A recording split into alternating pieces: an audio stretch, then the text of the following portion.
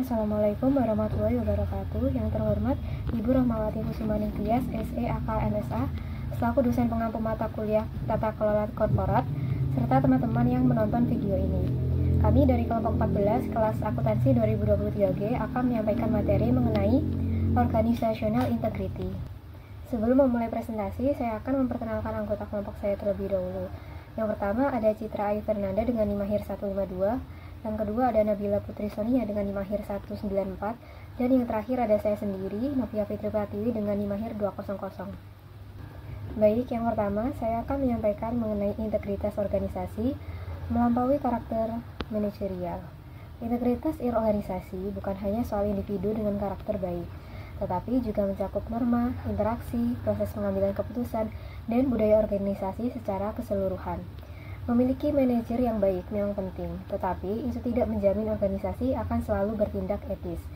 Sebagai contoh, eksperimen penjara Zimbardo, yaitu dalam eksperimen tersebut, sekelompok mahasiswa dibagi secara acak menjadi tahanan dan penjaga dalam simulasi penjara.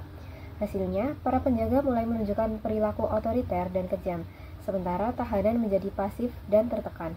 Eksperimen yang direncanakan berlangsung 2 minggu harus dihentikan dalam 6 hari karena dampak psikologis yang parah. Eksperimen tersebut menunjukkan bahwa orang baik bisa melakukan tindakan tidak etis jika mereka berada dalam lingkungan yang mendukung perilaku tersebut. Hal yang sama berlaku dalam organisasi. Budaya, sistem, dan norma yang ada dapat memengaruhi perilaku individu.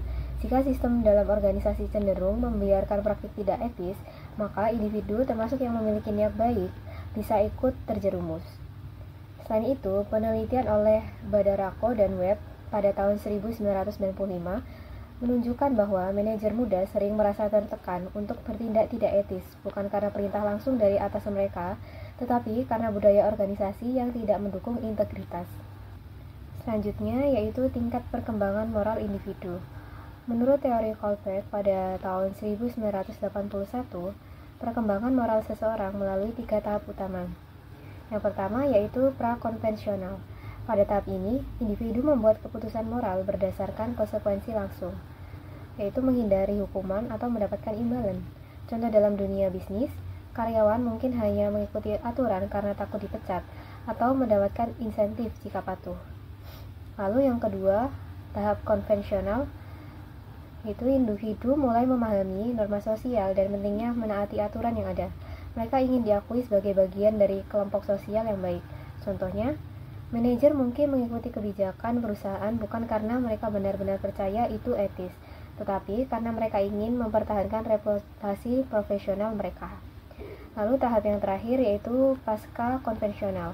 Pada tahap ini, individu mulai berpikir secara mandiri dan mengikuti prinsip etika universal, bukan hanya aturan yang berlaku. Contohnya, seorang pemimpin perusahaan mungkin menolak melakukan praktik bisnis yang merugikan lingkungan, meskipun tidak ada regulasi yang melarangnya, karena mereka percaya bahwa melindungi lingkungan adalah tanggung jawab moral. Namun, meskipun seseorang telah mencapai tahap pasca konvensional, mereka tetap bisa dipengaruhi oleh tekanan sosial dan sistem organisasi yang ada. Oleh karena itu, organisasi harus menciptakan lingkungan yang mendukung pengambilan keputusan etis, bukan hanya mengandalkan individu yang memiliki moral tinggi. Baik, selanjutnya adalah mengenai persepsi terhadap konteks. Nah, yang pertama ada imajinasi moral atau bahasa manajerial. Beberapa tindakan tidak etis atau ilegal mungkin terjadi bukan karena niat buruk, tetapi karena kurangnya imajinasi moral atau ketidakmampuan melihat aspek moral dalam keputusan mereka. Hal ini tuh bisa terjadi karena bahasa dan cara berpikir dalam dunia bisnis itu seringkali fokus hanya pada ekonomi, hukum, dan sains. Nah, dalam perusahaan itu bahasa membentuk cara pandang dunia. Manajer yang terbiasa berpikir dalam logika ekonomi cenderung tidak melihat dampak moral dari keputusan mereka. Contohnya ketika ditanya tentang petani kopi yang kelaparan, seorang juru bicara perusahaan hanya menjawab bahwa pasar akan menyelesaikan masalah tersebut tanpa mempertimbangkan dimensi kemanusiaannya. Pola pikir ini diperkuat oleh pendidikan bisnis yang terlalu analitis dan kurang mempertimbangkan aspek etika. Akibatnya, banyak manajer kehilangan kemampuan untuk memahami dampak moral dari keputusan mereka. Yang kedua adalah pelanggaran kontrak psikologis. Selain kurangnya imajinasi moral, pelanggaran kontrak psikologis juga dapat menyebabkan perilaku tidak etis. Karyawan memiliki harapan tentang hubungan timbal baik dengan perusahaan. Jika mereka merasa dikhianati, misalnya dipecat secara tidak adil, mereka mungkin akan membalas dengan tindakan tidak etis seperti pencurian atau sabotase. Penelitian menunjukkan bahwa karyawan dengan moralitas lebih rendah lebih mungkin bertindak tidak etis karena merasa diperlakukan tidak adil. Selain itu, kondisi lingkungan kerja juga dapat memperkuat atau memperlemah dampak dari perasaan ketidakadilan ini. Yang selanjutnya adalah karakteristik konteks. Yang pertama ada kepemimpinan. Nah, kepemimpinan ini memainkan peran utama dalam membentuk etika perusahaan. Bukan hanya tentang nilai yang dikomunikasikan, tetapi juga tindakan pemimpin yang menentukan iklim etika organisasi. Nah, di sini terdapat 3 jenis kepemimpinan utama. Yang pertama adalah transformasional atau berbasis nilai yang menginspirasi kesadaran moral pengikutnya. Yang kedua adalah instrumental, yaitu berfokus pada strategi dan pengelolaan tantangan etis. Yang ketiga adalah transaksional, yaitu berorientasi pada aturan dasar yang seringkali netral secara etis. Pemimpin yang baik itu harus menunjukkan integritas atau menepati janji, adil dan memberikan kebebasan, serta kebaikan, yaitu melampaui kepentingan pribadi demi kebaikan bersama, dan kemampuan mengelola tantangan etis dan CSR. Kepemimpinan transformasional memiliki dampak terbesar terhadap etika dalam organisasi, tetapi dapat mengarah ke baik atau buruk itu tergantung pada nilai pemimpinnya. Oleh karena itu, etika organisasi sangat bergantung pada karakter dan nilai-nilai pemimpinnya. Karakteristik konteks yang kedua yaitu iklim organisasi. Menurut Peterson tahun 2002, iklim etika suatu organisasi telah didefinisikan sebagai serangkaian persepsi bersama tentang apa yang merupakan perilaku yang benar secara etika dan bagaimana isu-isu etika harus ditangani dalam organisasi. Contohnya, Enron menciptakan lingkungan yang mendorong perilaku tidak etis, di mana kesuksesan diukur berdasarkan kemampuan membuat kesepakatan tanpa memedulikan metode yang digunakan. Pemahaman bersama ini membentuk standar perilaku dan citra organisasi di mata publik.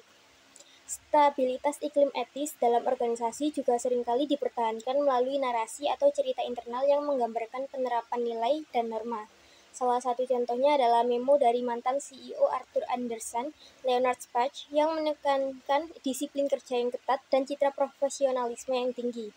Meskipun reputasi Arthur Andersen sempat menjadi tolak ukur integritas, kasusnya juga menunjukkan bahwa iklim etis dapat terkikis akibat perubahan kepemimpinan, pergeseran norma eksternal, atau hambatan struktural internal. Hal ini menegaskan bahwa iklim etis yang buruk dapat berkembang akibat kombinasi berbagai faktor yang pada akhirnya dapat menjerumuskan organisasi ke dalam praktik yang tidak etis. Karakteristik yang ketiga ada struktur organisasi. Struktur formal suatu perusahaan dapat mendorong baik perilaku etis maupun tidak etis. James tahun 2000 berpendapat bahwa ada dampak langsung dari kondisi struktural terhadap perilaku karyawan. Ia mengidentifikasi 3 dimensi utama dalam struktur organisasi yang saling berkaitan. Yang pertama ada struktur insentif moneter dan non-moneter.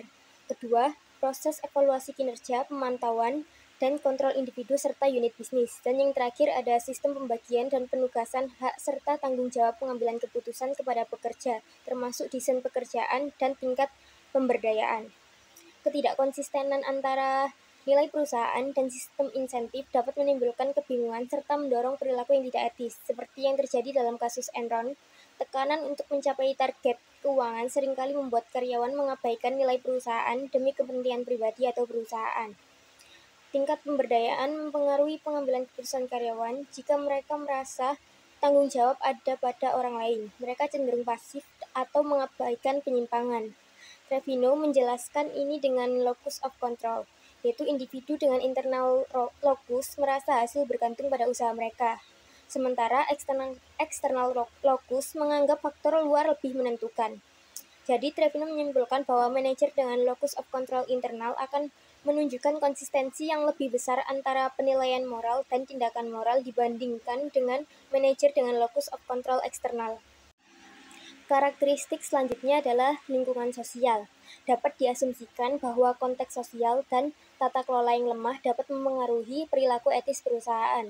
Dalam konteks tata kelola yang lemah, perusahaan terkadang terlibat dalam pelanggaran hak asasi pekerja, pembunuhan perwakilan serikat pekerja, pencucian uang, manipulasi laporan keuangan, pencemaran lingkungan, korupsi, atau pembuangan limbah beracun secara ilegal. Ketidakadaannya regulasi hukum atau norma yang disepakati sering ditemukan dalam pasar yang telah mengalami deregulasi, ekonomi transisi, dan pasar global tanpa institusi politik yang stabil. Tanpa regulasi yang jelas, motif keuntungan dapat menjadi tidak terkendali, menciptakan bentuk kapitalisme yang tidak beradab. Contohnya, di Afrika Selatan, kejahatan kerah putih meningkat drastis setelah transisi dari rezim apartheid ke demokrasi. Sementara di Rusia, kapitalisme liar atau gangster kapitalis mendominasi setelah kejatuhan komunisme. Karakteristik yang terakhir adalah dampak jaringan. Hubungan antar individu dalam suatu organisasi dapat memengaruhi perilaku mereka. Bress dan kawan-kawan tahun 1998 meneliti bagaimana berbagai jenis dan struktur hubungan menghasilkan dampak jaringan yang memengaruhi integritas organisasi. Mereka mengemukakan 4 faktor utama. Yang pertama ada kekuatan hubungan yang menunjukkan bahwa individu dalam jaringan dengan ikatan kuat bisa saja bertindak bertentangan dengan nilai pribadinya karena tekanan kelompok. Misalnya, banyak orang yang enggan melakukan pelaporan pelanggaran atau whistleblowing meskipun menyadari adanya pelanggaran etika. Yang kedua ada status individu, jadi mereka yang memiliki status rendah lebih rentan mengalami perlakuan tidak etis, tetapi juga lebih takut untuk bertindak tidak etis karena risiko sanksi. Yang ketiga ada celah struktural, yang memungkinkan individu untuk bertindak tidak etis tanpa diketahui pihak lain. Misalnya, seorang manajer dapat mengeksploitasi pekerja jika tidak ada keterhubungan langsung antara pekerja dan konsumen. Yang terakhir ada tingkat keterhubungan dalam jaringan. Jadi individu dengan posisi sentral lebih berhati-hati karena risiko reputasi, sedangkan individu yang terisolasi lebih berani bertindak menyimpang. Baik, yang terakhir saya akan menyampaikan mengenai manajemen etika organisasi. Ada 2 pendekatan utama ketika perusahaan mengelola etika. Yang pertama yaitu pendekatan kepatuhan atau compliance-based approach.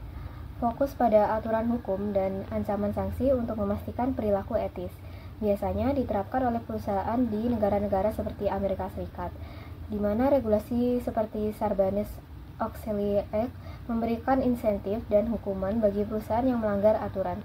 Kekurangannya, kepatuhan hanya memastikan orang mengikuti aturan karena takut dihukum, bukan karena mereka benar-benar percaya bahwa itu adalah tindakan yang benar.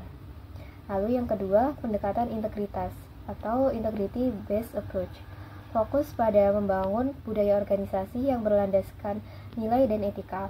Lebih dari sekedar mengikuti aturan, pendekatan ini mendorong karyawan untuk mengambil keputusan berdasarkan prinsip moral yang kuat. Contohnya, Google dan Patagonia dikenal memiliki budaya perusahaan yang sangat menekankan nilai-nilai etika, sehingga karyawan merasa termotivasi untuk bertindak dengan integritas. Menurut Payne pada tahun 1994, pendekatan berbasis nilai lebih efektif daripada kepatuhan semata. Karyawan yang menginternalisasi etika perusahaan akan tetap bertindak dengan integritas, bahkan tanpa pengawasan. Weaver et al. Pada tahun 1999 menambahkan bahwa kombinasi kepatuhan dan integritas lebih efektif karena program etika yang sukses tidak hanya menetapkan aturan, tetapi juga menanamkan nilai moral dalam organisasi. Sekian yang dapat kami sampaikan dalam video ini, semoga bermanfaat bagi kita semua. Terima kasih.